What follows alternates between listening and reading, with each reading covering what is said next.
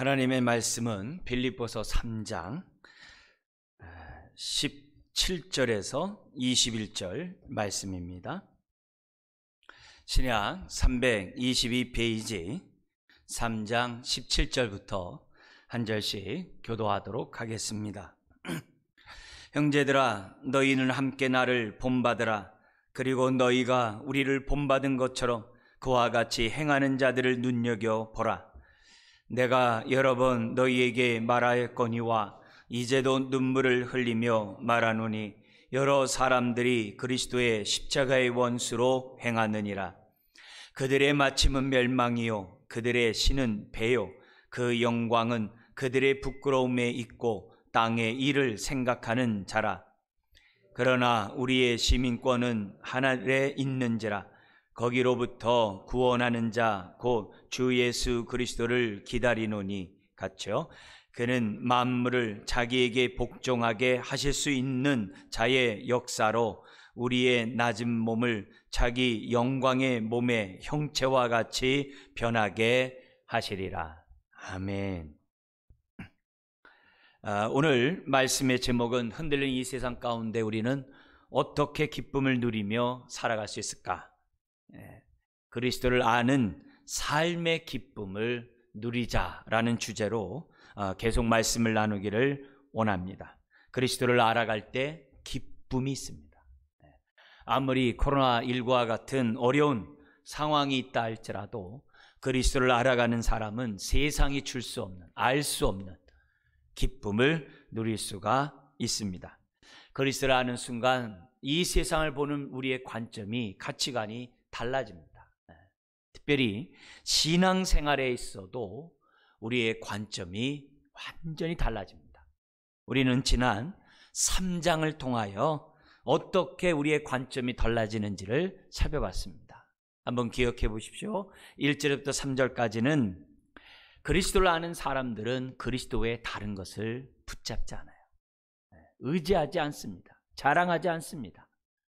그래서 할례와 같은 율법 의식과 같은 형식과 같은 이 일련의 그 모든 것들을 삼가합니다. 삼가할 것을 삼가할 수 있는 안목이 생깁니다. 4절부터 11절까지는 그리스도를 아는 것이 가장 고상하고 탁월하기 때문에 세상의 것들을 신뢰하고 세상의 것들을 의지하고 자랑하지 않아요. 오히려 해로 여기고 배선물처럼 여기는 안목을 갖게 됩니다. 그뿐만이 아니라 12절부터 16절까지 그리스도를 아는 사람들은 계속 알아가고자, 자라가고자 하지, 나 이 정도면 다 알았네, 남들보다 많이 알았네, 이 정도면 됐어, 그러지 않습니다. 오늘 본문에 있는 것처럼 주님의 재림 때 내 몸이 온전히 정말 변하여 부활의 몸을 입음으로 그리스도와 온전히 하나가 될 때까지, 그리스도를 완전히 알 때까지 끊임없이 푯대를 향해 달려간다는 것이 빌립보 3장이 우리에게 주는 메시지입니다. 그런 가운데 오늘 우리 17절부터 21절의 말씀을 통해서 그리스도를 아는 사람들은 십자가의 원수로 행하지 않습니다. 십자가의 원수로 행하지 아니하고 오히려 주님과 온전히 하나 되고자 부활의 몸을 덧입고자 사모하는 주의 자녀가 된다는 겁니다. 부활이 있어야 구원의 완성이 있고 그리스도를 완전히 알 수가 있어요. 육체의 몸이 있는 한 그리스도를 완전히 알 수가 없어요. 그래서 온전히 주님을 알고자 바울은 부활을 꿈꾸고 사모하고 간절히 기다린다라고 오늘 본문이 기록되어 있습니다. 우리 한 말씀 한 말씀 살펴보면서 오늘 나의 신앙이 그리스도를 올바로 알고 있고 올바른 복음을 알고 있는지를 한번 생각해 보면서 나의 신앙을 점검하는 이 시간이 되었으면 좋겠습니다. 우리 다 같이 한 번 더 17절의 말씀을 읽겠습니다. 형제들아, 너희는 함께 나를 본받으라. 그리고 너희가 우리를 본받은 것처럼 그와 같이 행하는 자들을 눈여겨보라. 바울은 16절까지 말씀을 한 다음에 곧바로 18절의 말씀을 이어갈 수 있어요. 십자가의 원수로 행하는 자들처럼 행하지 말라, 이렇게 겉면으로 나갈 수 있습니다. 근데 한 템포 끊습니다. 숨고르기를 하면서 바울은 다시 한번 내가 하는 이 권면의 말들을 주의 깊게 듣고 이 말씀 가운데 살아가고자 하는 그런 의도 속에 17절의 말씀을 합니다. 그래서 이 17절의 말씀은 여러 가지로 우리에게 정말 마음을 다시 한번 전환시키고 다시 한번 십자가의 복음에 집중하게 하는 아주 귀한 말씀이라고 여러분들이 말씀드릴 수가 있습니다. 바울은 17절에 이렇게 얘기합니다. 형제들아, 너희는 함께 나를 본받으라. 그리고 너희가 우리를 본받은 것처럼 그와 같이 행하는 자들을 눈여겨보라고 얘기합니다. 바울은 빌립보 교인들 향하여 형제들이라 그래요. 나를 본받으라는 그 말은 의미심장하는 말이거든요. 왜냐하면 빌립보 그 성도들이 나를 본받지 않고 있다는 거거든요. 나를 본받으라고 얘기하면서 어떻게 보면 책망의 말이죠. 바울은 형제들아라는 말을 합니다. 여러분, 이 형제들이라는 말은 그냥 상투적인 형식적인 호칭적인 그런 표현이 아니에요. 한 형제자매로서 영적인 가족으로서 그 안타까움이 있는 거예요. 어떻게 너희들이 십자가의 복음을 떠나서 어떻게 다른 길을 갈 수 있냐. 내가 전해준 이 복음의 다른 복음을 너희들은 따라갈 수가 있냐 이게요. 그 안타까움이 묻어있는 그러한 그 말이 그 형제들이라는 그 말 속에 들어있는 것을 보게 됩니다. 형제들아, 너희는 함께 나를 본받으라.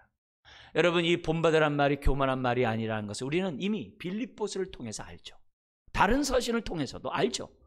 여기서 나를 본받으라는 것이 뭡니까? 내가 그리스도를 본받고자 표들 향해 달려가는 이 애쓰는 이 모습, 주님을 닮아가고자 애쓰는 정말 이 모습을 본받으라는 얘기죠. 바울 자신이라는 게 아니라 바울이 그리스도를 닮고자 하는 그 삶을 본받으라고 지금 바울은 말씀하고 있는 거죠. 여러분도 알다시피 바울은 철저하게 그리스도만을 위해 살았던 자예요. 그리스도를 본받고자 하는 자예요. 자기 몸에서 그리스도가 존귀히 여김을 받기를 원했던 자가 바울이에요. 그게 일장이었잖아요. 내 몸에서 그리스도가 존귀히 되기를 원한다. 그게 바울의 삶이에요. 뒤의 것은 잊어버리고 앞의 것을 향하여 표대를 향해 달려가는 그 사람이 바로 바울이에요. 어떻게 하든지 주님을 닮고자 했어요. 그래서 주님이 자기 몸을 우리를 위하여 드렸던 것처럼 성도들을 위하여, 교회를 위하여, 복음을 위하여 자기 몸을 마지막 포도주를 붓는 그 제사처럼, 그 전제처럼 내가 목숨을 잃는다 할지라도 성도들이 올바른 믿음을 갖는다고 한다면 내 삶을 던지겠던 사람이 바울이에요. 이런 바울에게 무슨 교만함이 있겠어요?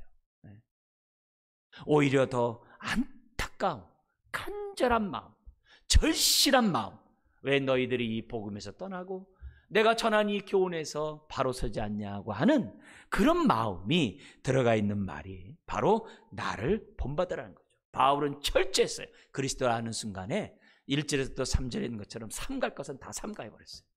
할례를 행하는 거나 형식적인 율법을 지키는 다 삼가버렸어요. 심지어는 4절에서 11절에 자기가 옛날에 자랑하고 신뢰하고 정말 많은 사람들에게 뽐냈던 그 모든 것들을 배설물처럼 여겼던 사람이에요. 그는 어떻게 하든지 뒤의 것은 잊어버리고 정말 표들 향해 달려간 그 모습에서 진정한 겸손이 뭔지를 우리는 보는 거죠. 자기를 본받으라 했던 이 바울은 또다시 자기뿐만이 아니라 뭐라고 얘기해요? 다른 사람들, 자기처럼 그리스도를 본받고자 하는 디모데나 에바브로디도나 그리고 빌립보 교회 안에서 충실하게 복음과 함께 살아가는 그런 사람들을 눈여겨보래요. 눈여겨보라는 거예요. 그냥 분위기에 휩쓸리거나 마냥 그냥 유대인이 선망의 대상이 돼가지고 그냥 유대인이 하는 그런 말들을 쫓아가지 말고 좀 그들이 어떻게 살고 있는지 눈여겨보라고 얘기하는 거예요. 결국 17절을 통해서 우리에게 주는 교훈이 뭐예요? 신앙생활은 그리스도를 본받는 삶이라는 것을 우리들에게 보여줘요. 신앙생활은 자격증을 따듯이 자격증을 따는 게 아니에요. 졸업장을 따듯이 졸업장을 받는 것이 신앙생활이 아니에요. 신앙생활은 이 정도 됐으면 다 알았지. 근데 남들보다 많이 아는데, 남들보다 가르칠 만큼 많이 아는데 이제는 됐어. 그게 아니라는 거예요. 신앙생활은 나를 통해서 그리스도가 존귀함을 받고 나를 통해서 그리스도가 나타나는 것이 신앙생활이라는 것을 우리들에게 가르치고 있다는 거예요.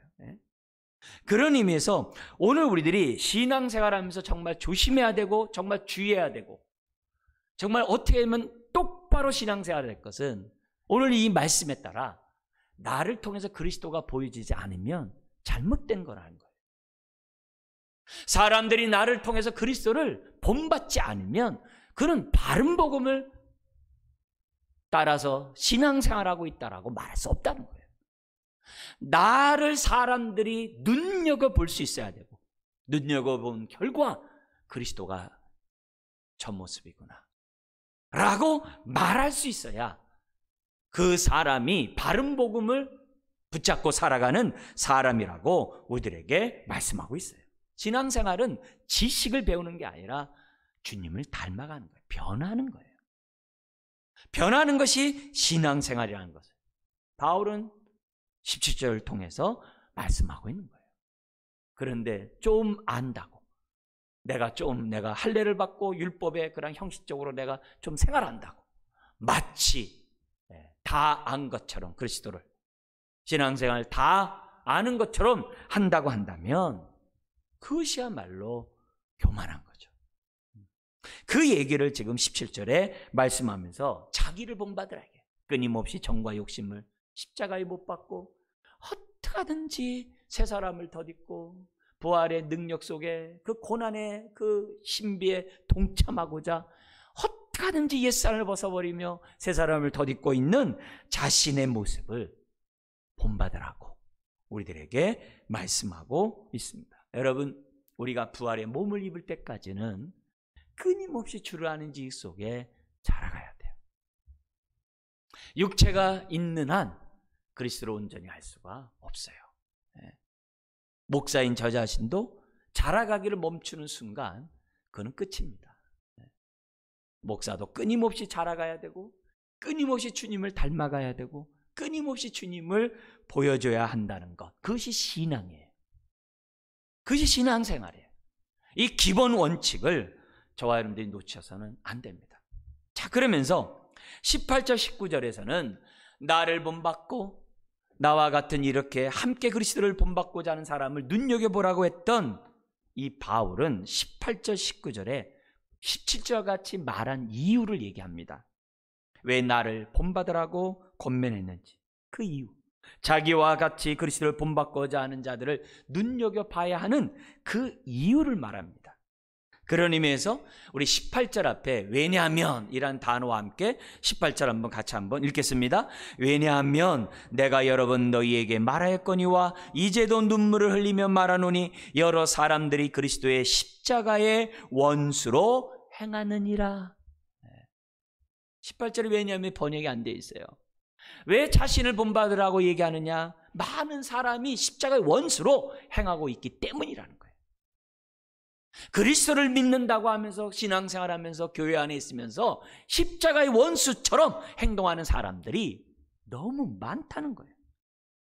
그러니까 바울이 18절에 뭐라 해요? 눈물을 흘리면서, 지금 편지를 쓰면서 눈물을 흘리면서 너무 안타까운 마음으로 지금 뭐냐면 이 편지를 지금 쓰고 있다는 거예요.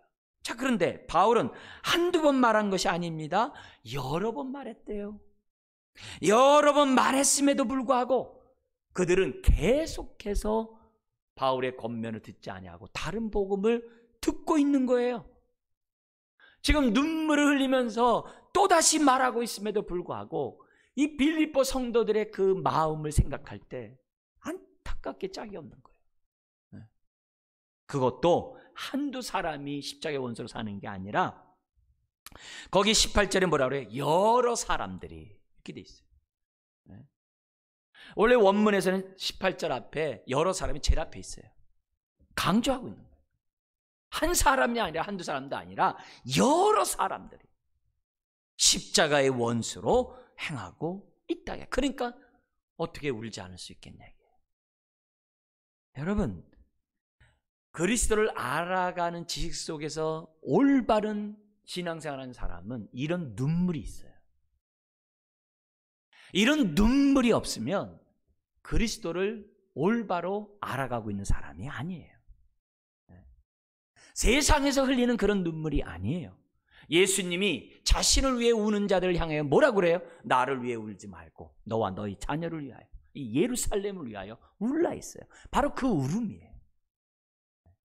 암탉이 자기 새끼를 품고자 그렇게 했음에도 불구하고 하나님의 사랑을 뿌리친 그런 사람을 향해 우는 그 울음이 바로 이 울음이에요. 그리스도를 올바로 알아가고 살아가는 신앙생활의 사람들은 다 이런 울음이 있어요. 목사가 이런 울음이 없으면 싹군이 되는 거예요.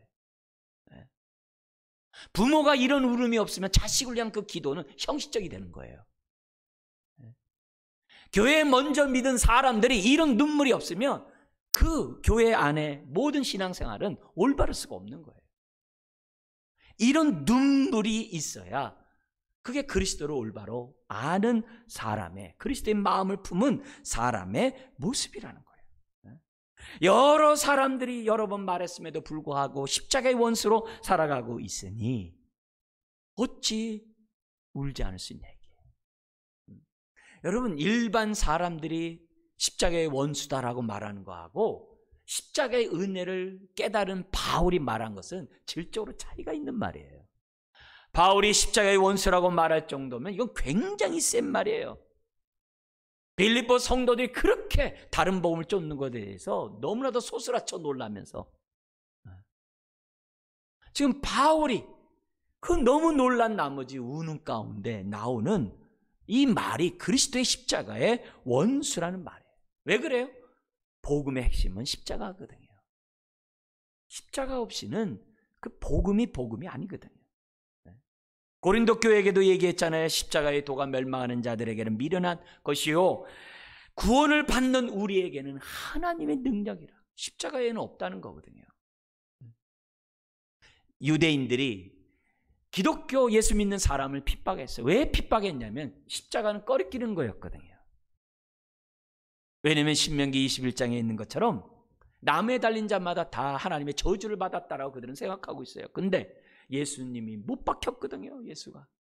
그러니까 그들은 마태복음 보면 십자가를 보면서 고개를 돌렸다 그랬어요. 다 꺼리끼는 거거든요.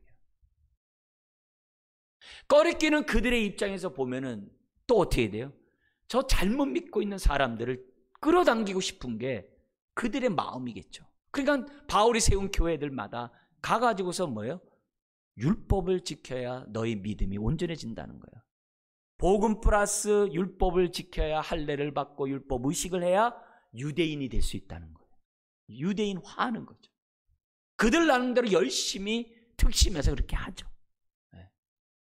그런데 거기에 현혹돼가지고 그들을 따라가는 그런 사람들을 볼 때 바울이 정말 놀라지 않을 수 없고 울지 않을 수가 없는 거죠. 갈라디아 교회도 그랬잖아요. 내가 너에게 전한 복음 외에 정말 다른 복음을 전하면 저주를 받을지어다.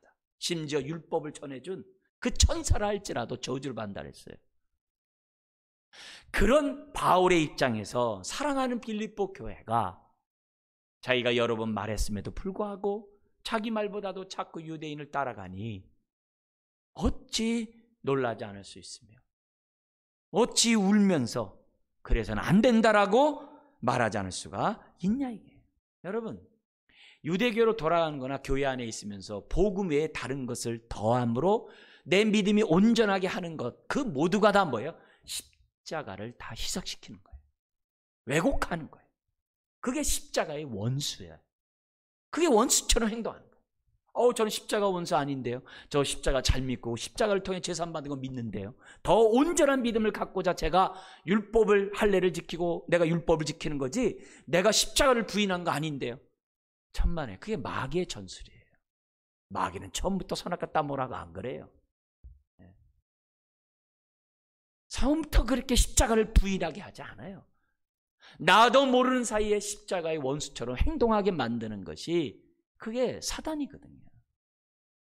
또 개인적으로 얼마나 그리스도라는 지식이 없으면 분별이 없냐 이게. 그런 의미에서 바울이 너무나도 안타까운 거예요. 빌립보 교회 2장에 보면은 2장 1절 4절에 보면 교인들끼리 서로 다투고 그 허영심 속에서 자기 이야기를 막 관철시키려고 큰 소리 내고, 남을 나보다 낮게 여기는 것이 아니라 막 이렇게 막 낮게 여기고 자기만 생각하고, 이런 모습이 뭐예요? 그게 십자가의 원수기 때문에 원수같이 행동하는 거거든요. 십자가로 하나 되게 했는데 그런 다툼과 허영심으로 분열시키고 있으니 그게 원수죠. 심지어는 4장에서는 유오디아 순두교 같은 경우는 하나님을 열심히 섬기는데 서로 싸워요. 그게 원수죠. 그게 바른 복음 가운데 십자가의 신앙으로 살아가고 있는 모습이 아니죠. 서로 도토리 키재기하고 있는 그 모습이 어떻게 십자가를 아는 사람이라 말하냐 이게. 그 왜 그러냐 이게. 그리스도를 아는 지식보다는 자꾸 형식적이고 외식적인, 자기를 보여주고 자기를 자랑하는 그런 육체일에 사람들이 신경을 쓰고 있으니 교회가 어지럽고 교회가 흔들리는 그런 상황에 놓이게 됐다는 거예요. 이런 모습 속에서 바울은 지금 얘기하는 거예요. 나를 본받으라. 그리고 나와 함께 그리스도를 본받고자 하는 사람들을 본받으라. 너희들이 본받지 않고자 하기 때문에 자기 부인도 안 하고 자기 의만 자랑하려고 하고 자기 주장만 하려고 한다는 거예요. 그러면서 19절 상반절에 이렇게 얘기해요. 그들의 마침은 멸망이요. 딱 그래요. 그렇게 살아가면 그 결과는 멸망이라는 거예요. 교회 안에 있다 할지라도 멸망이라는 거예요. 왜요? 십자가의 원수로 행하는데 어떻게 하나님의 구원이 있겠냐. 그 결과는 멸망이라고 얘기해요. 이 멸망은 우리 다른 그 여호와 증인이 얘기하는 것처럼 멸절을 얘기하는 게 아니에요. 지옥은 없고 불신자들은 다 사라진다, 그 얘기하는 게 아니에요. 영원한 형벌이 있을 것이라는 그런 얘기예요. 구원을 거부하니 그 형벌을 받을 수밖에 없는 그 모습이죠. 여러분, 구원은 십자가 외에는 없어요. 십자가를 통해서만이 온전한 구원이 있다는 것, 그 이상도 그 이하도 아니라는 사실을 저와 여러분들은 확실히 알아야 돼요. 자, 그러면서 그들이 왜 멸망당할 수밖에 없느냐는 그 이유를 세 가지를 얘기를 해요. 이 세 가지는 그들의 행동의 모습이에요. 근데 이런 모습이 오늘 저와 여러분들 가운데 있다면 이건 뭐예요? 그리스도를 아는 지식 속에 자라가고 그 기쁨을 누리는 삶을 살고 있지 않다는 거예요. 이 세 가지의 모습이 그림자가 옛사람의 모습인데 이게 나에게 있으면 안 돼요. 그래서 첫 번째가 뭐냐면 그들의 신은 배이기 때문에 멸망당한다는 거예요. 그들의 신은 배이기 때문에 십자가의 원수처럼 행동하는데 어떻게 멸망을 당하지 않냐 이게. 여기서 신은 배라는 이 말의 1차적인 의미는 율법 준수예요. 지금 이 3장이 율법 준수거든요. 율법을 지킨 유대인들을 따라가는 이런 모습이어서 율법 준수예요. 근데 율법 준수 가운데 뭐가 있냐면, 배와 연관된 게 뭐가 있냐면 음식법이에요. 음식법. 그래서 유대인들은 부정한 것과 정한 음식을 딱 구분해요. 먹어야 될 음식을 철저히 가려요. 심지어는 누구와 함께 먹는 것도 가려요. 이방인은 두말할 것도 없고 유대인이라 할지라도 율법을 준수하지 않는 사람과는 상종조차 안 해요. 예수님은 죄인과 세리들과 함께 식사했지만 이 사람들은 율법을 지키지 않는다고 하는 일반 평민들과는 같이 식사도 안 해요. 식사도 안 해요. 아주 엄격해요. 심지어는 식사할 때 손을 씻는 그것도 굉장히 엄격해요. 그래서 이 음식법에 있어서는 굉장히 철저해요. 왜? 일상이니까. 일상이니까. 그게 1차적인 의미예요. 그러면서 자기네들은 이런 형식을 잘 지키기 때문에 자신들의 믿음은, 자신들의 신앙은 온전해질 수 있다라고 착각을 한 거예요. 그런데 이 말에 중의적인 의미가 있어요. 또 다른 여러 가지 의미가 있어요. 특별히 빌립보에서는 이런 문제가 있습니다. 그게 뭐냐면 앞에서 이미 3장 1절에서 3절에 할례를 지키고 율법 행위를 하는 그 일련의 그 모든 것들을 삼가야 한다 그랬어요. 그와 연관해서 우리들이 생각해 볼 때 뭐가 있냐면은 이렇게 율법주의자가 되면, 우리로 얘기한다면 신앙생활하면서 형식적으로 신앙생활하고 주님을 알아가는 지식 속에 자라가는 가운데 눈물을 흘릴 줄 알면서 신앙생활하는 것이 아니라 요식행위로 신앙생활하고 종교적으로 신앙생활하고 그러면 어떻게 될 수 있다? 자기 배를 신으로 섬기는 탐욕스러운 자가 될 수 있다는 거예요. 그 얘기를 하는 거예요. 예수님이 바리새인들을 향해서 회칠한 무덤이라고 그랬어요. 어떻게 율법을 철저히 지키는 바리새인이 어떻게 회칠한 무덤이 되냐 이게요. 그러면서 오히려 또 뭐라고 그래요? 바리새인들을 향하여 돈을 사랑하는 자라 그래요. 돈을 사랑한다는 얘기는 세상적인 사람, 육체적인 사람이란 얘기거든요. 탐욕의 사람이란 얘기거든요. 어떻게 바리새인이 돈을 사랑해요? 그럴 수 있다는 거예요. 이것을 우리들이 잘 기억해야 돼요. 우리가 바른 복음에 따라 살아가지 않으면 종교적인 사람이 되거나 다시 어떻게 돼요? 옛사람, 세속적인 사람이 된다는 거예요. 근데 이 종교적인 사람이나 세속적인 사람은 똑같다 이거예요. 서로 통한다 이 말이에요. 그 얘기를 지금 3장이 우리들에게 보여줘요. 율법주의자들을 위해서 로마서가 쓰여졌잖아요. 믿음으로 받는다 로마서 쓰여졌잖아요. 그걸 자기 세속화되고 정말 정욕적인 사람이 되는, 그걸 우리 다른 말로 율법 폐기론자라고 그래요. 이런 율법 폐기론자들에서 야고보서가 있는 거잖아요. 행함으로 네 믿음 보여라. 우리 신앙은 로마서와 야고보서가 하나가 돼야 되거든요. 일치가 돼야 돼요. 그래야 바른 복음 가운데 살아가는 거예요. 근데 오늘 이 본문 속에서 우리가 알아야 될 것은 다른 게 아니에요. 형식적인 삶을 살아가는 종교적인 사람은 세상을 사랑하게 돼 있어요. 옛사람을 사랑하게 되어 있다는 것을. 이런 행위는 왜 그래요? 십자가의 능력만이 정과 욕심을 이길 수 있거든요. 십자가의 능력만이 탐욕을 이길 수 있거든요. 근데 십자가의 원수처럼 행동하는데 어떻게 자신의 탐욕을 이기겠어요? 이길 수가 없죠. 없죠.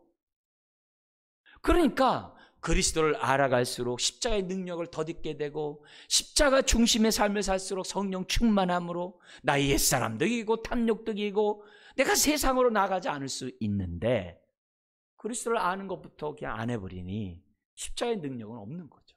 그러니까 겉으로는 종교적으로 신앙생활 하면서도 속으로는 뭐예요? 탐심의 사람이 되는 거예요. 그래서 예루살렘이 강도의 구렬이 된 거예요. 예루살렘 성전이 강도의 구렬이 된 거예요. 성령이 역사할 수가 없는 거예요. 왜? 십자가 있는 곳에 성령이 역사하거든요. 십자가를 왜곡하고 십자가를 무시하는데 어떻게 성령의 역사가 나타날 수 있냐 이게. 내 안에 있는 탐욕을 죽일 수 있는 능력은 십자가 외에 없어요. 그러니까 바울이 앞에서 어떻게 돼요? 3장 10절에 부활의 권능과 그 고난의 참여함을 알고자 그의 죽으심을 본받아 어떻게 해서든지 죽은 자 가운데서 부활에 이르려 하노니. 여러분, 부활의 능력이 있어야 십자가의 고난에 동참하거든요. 십자가의 고난에 동참해야 옛사람을 못 받거든요. 옛사람을 벗어버리거든요. 그래야 부활의 능력 속에 새 사람을 덧입는 그 인생이 되거든요. 그런데 십자가의 원수처럼 행동하니 어떻게 부활의 능력이 그 삶 속에 나타나냐. 로마서 8장에 보면은 우리가 이제는 자유함이 되었다. 예수 안에 있는 생명의 성령의 법이 죄와 사망의 법에서 해방하였습니다 하면서 놀라운 선포를 해요. 근데 그 8장 1절 이하에 8장 13절을 보면 무슨 말이 있냐면 너희가 육신대로 살면 반드시 죽을 것이로되 성령으로서 몸의 행실을 죽이며 살리니. 이 말은 뭐예요? 예수님을 믿고 자유함을 얻었어도 여전히 육체의 소욕을 죽여야 한다 이 말이에요. 끊임없이 옛사람으로 살아가려고 하는 이 정과 욕심을 못 박아 버려야 한다는 것을 우리에게 말씀해요. 그래서 오늘 이 너희의 신은 그들의 신은 배요라는 것 속에서 종교적으로 신앙생활하는 사람은 세속적인 사람이 될 수 있다. 그렇게 갈 수밖에 없다. 그 진리를 저와 여러분들이 잘 깨닫고 오늘도 주님을 알아가는 칠수에 자라가자 이게요. 그러면 세상이 알 수도 없고 줄 수도 없는 그 기쁨이 우리 안에 충만하다는 거죠. 코로나19 때문에 신앙생활을 등한히 하고 비대면 예배이기 때문에 우리 신앙생활을 등한히 하고 그건 다 뭐예요? 내가 잘못된 신앙을 하고 있다는 거예요. 그리스도를 올바로 아는 사람은 비대면이든 예배를 드릴 수 없는 그런 정말 핍박의 시대가 오든 상관없어요.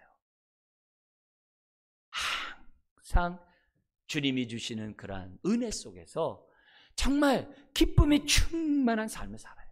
코로나19 때문에 신앙생활 못한다? 그렇지 않아요. 비대면 때문에 예배를 잘 못한다? 그렇지 않아요. 어디든지 내 안에 계시는 그 그리스도와 함께 그 그리스도를 알고자 하는 신앙 속에서 저와 여러분들이 옛사람을 죽이고 날마다 새 사람을 덧입으며 저와 여러분들이 살아갈 수 있다는 게 그게 기쁨이죠. 두 번째, 왜 그들이 멸망당하느냐? 그 영광은 그들의 부끄러움에 있고 그들의 영광이 부끄러움이 있대요. 이 부끄러움은 뭐냐면은 할례 받은 것을 자랑하는 것에 대한 부정적인 표현이에요. 나 할례 받았네, 나 몸의 흔적을 가졌네 하면서 자기 영광을 나타내요. 근데 그게 부끄러움이라 이게. 이거는 할례에 대한 부정적인 그런 관용적인 표현이에요. 그 영광은 그들의 부끄러움에 있고 육체를 자랑했는데 부끄러운 거예요. 옛날에 내가 세상에서 내가 사랑하고 내가 세상에 좋아하고 붙잡았던 것이 우리 주님이 그래요. 한 부자가 소출이 많아서 창고 하나 더 졌네. 내 영혼아 평안할지어다. 그러니까 우리 주님이 그러잖아요. 어리석은 자요, 내가 오늘 밤 네 영혼을 내가 취하면 이것이 네 것이 되겠느냐?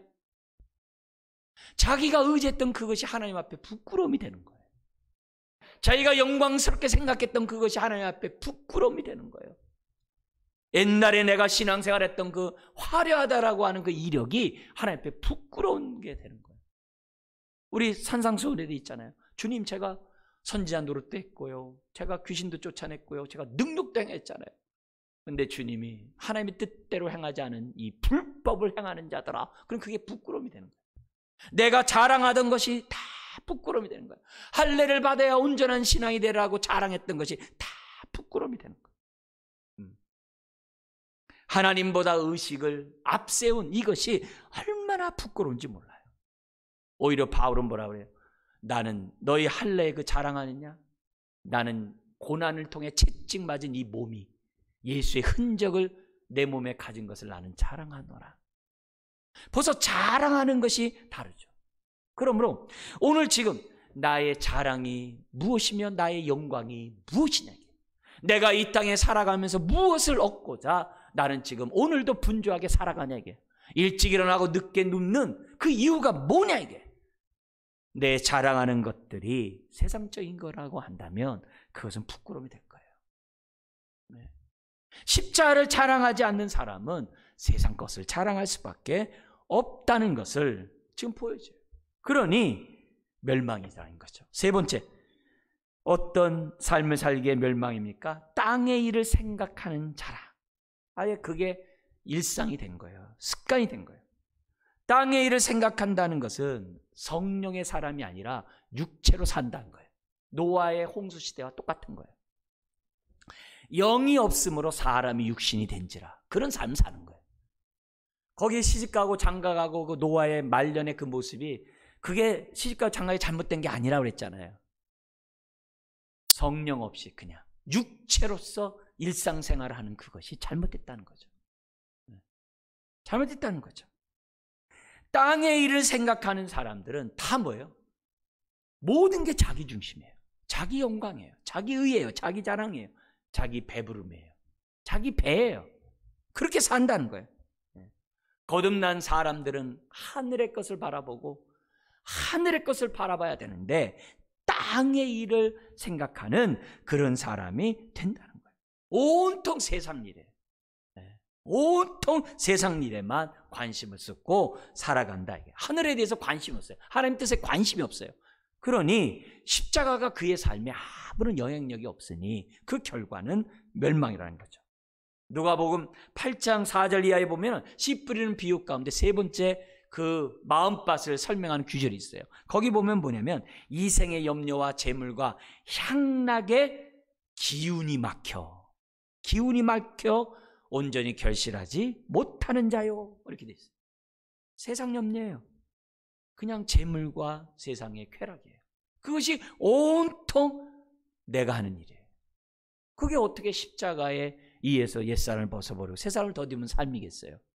그러니까 그 결과는 멸망일 수밖에 없는 거죠. 거기에 무슨 기쁨이 있겠어요? 탐욕에 무슨 기쁨이 있어요? 밑 빠진 독인데. 소금물을 먹는 거와 똑같은 게 탐욕인데 얻을수록 더 목마르죠. 소금을 먹을수록 목마르게 되어 있죠. 오늘 이 세 가지 모습이 우리의 전형적인 옛사람의 모습이에요. 이 세 가지의 모습이 종교적으로 신앙생활하는 사람들의 전형적인 모습이에요. 이 세 가지의 모습은 십자가의 원수라는 것을 알아야 돼요. 십자가의 원수처럼 행동하는 태도인 것을 알아야 돼요. 그러니까 결국 육체가 되기 때문에 노아의 홍수처럼 멸망할 수밖에 없다는 거죠.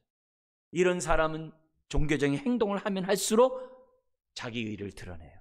행동을 하면 할수록 탐욕적인 사람이 돼요. 행동을 하면 할수록 성령님은 상관없어요. 오히려 육체의 소용만이 그를 지배하는 사람이 된다는 거예요. 여러분, 이것을 끊을 거는 십자가의 능력 외에는 없어요. 십자가만을 의지하는 것 외에는 없어요.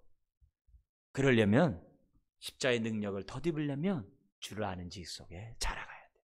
알아갈수록 성령님이 역사함으로 십자가의 능력을 덧입는 저와 여러분들이 될 수 있어요. 그래서 우리가 주님을 위해 봉사하고 헌신하고 정말 주님을 위해 수고했던 그 모든 것의 결과는 다른 게 아니라 그리스도를 닮아야 돼요. 우리들의 수고하고 헌신한 신앙생활의 모든 총결사는 나를 통해 그리스도가 얼마만큼 향기가 났느냐, 드러났느냐, 그거예요. 딴 거 없어요. 그것이 정말 십자가를 자랑하는 인생이라는 것을 바울은 지금 우리들에게 본으로 가르치고 있는 겁니다.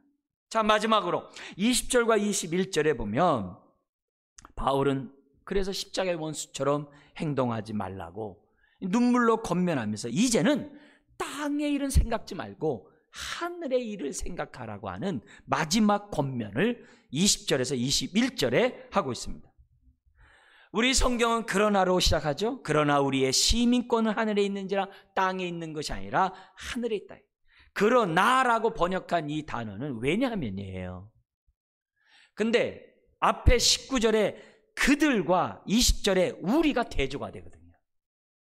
그들은 멸망이요, 우리는 부활을 기다리는 자라, 이렇게 하면서 대조를 하기 때문에 왜냐하면 그러나로 지금 뭐요? 번역을 했어요. 제가 왜냐하면 할 때 강하게 얘기하잖아요. 땅의 일을 생각하는 자라, 왜냐하면 딱 하면서 우린 땅의 일을 생각하지 말고 하늘의 것을 생각하자. 왜냐하면 우리의 시민권은 하늘에 있지 않냐? 우리는 시민권에 대해서 이렇게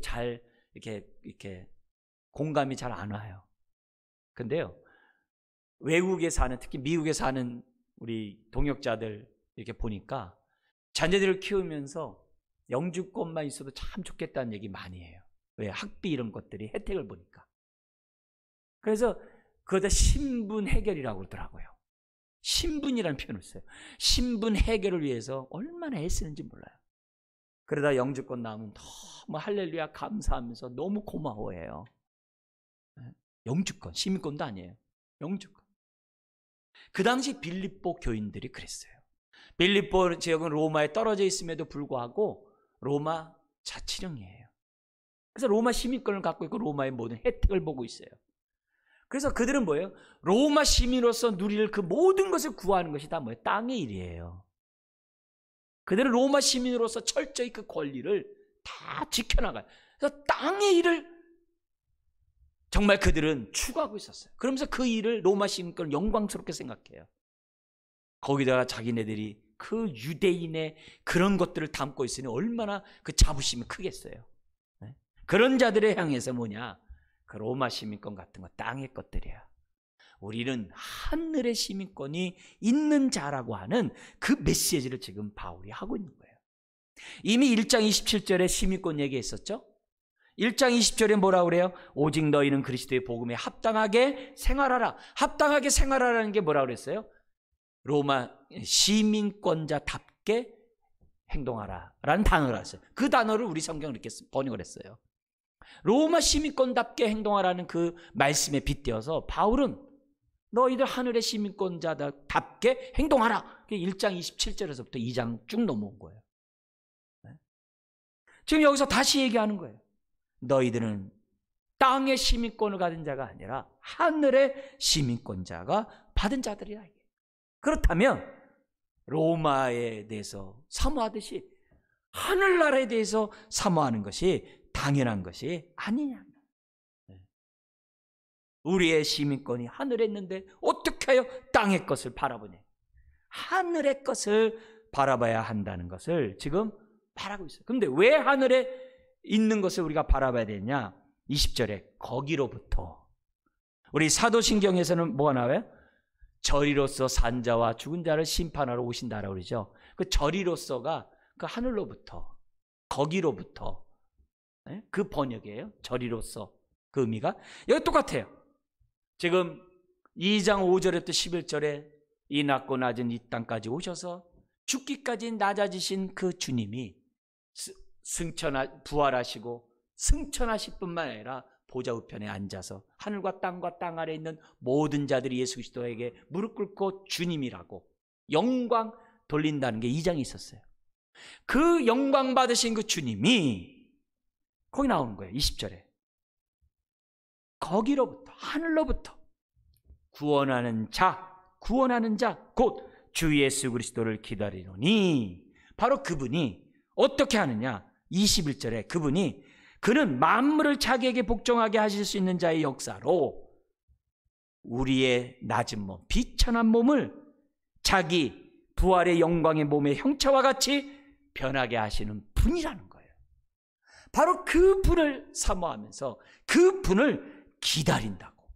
그것도 기다리는데 그냥 기다리는 게 아니라 목을 쭉 앞으로 빼놓고 그냥 간절히 기다린다고.